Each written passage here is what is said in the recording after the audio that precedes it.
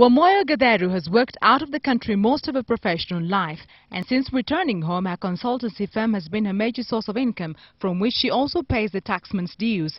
To her, the MP's refusal to pay their share cannot go unchallenged. I will withhold my income tax payments until my MP, who happens to be Raila Odinga, Mr. Raila Odinga, pays his full taxes.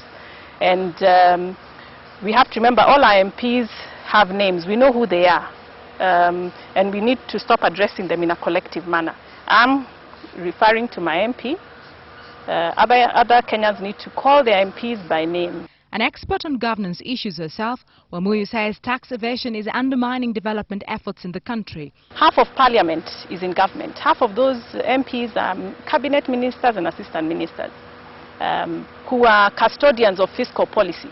By refusing to pay tax, they undermine, they disrespect fiscal policy which they are custodians. What am I as a citizen supposed to do?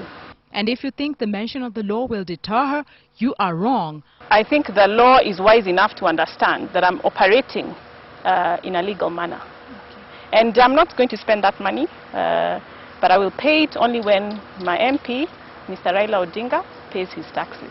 Well, another Kenyan has taken the matter a notch higher. Michael Otieno, a public relations practitioner in Nairobi, has filed a case under a certificate of urgency contesting what he terms a breach of his constitutional rights. In his petition, Otieno argues that the taxman has been levying numerous taxes on him and other Kenyans, while members of parliament have neither remitted their taxes nor intend to do so.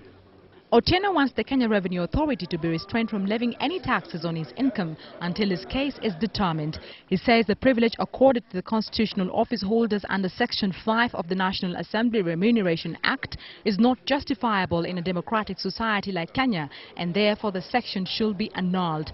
His case has been filed on his behalf and that of other Kenyans to protect the citizenry from selective taxation.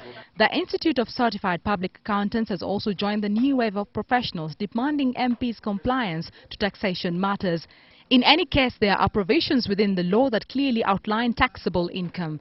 ISPAC now urges the President not to assent to the finance bill until the necessary amendments are effected.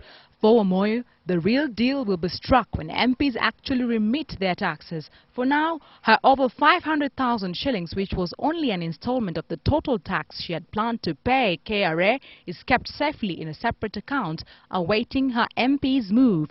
Maureen Mhando, Citizen TV.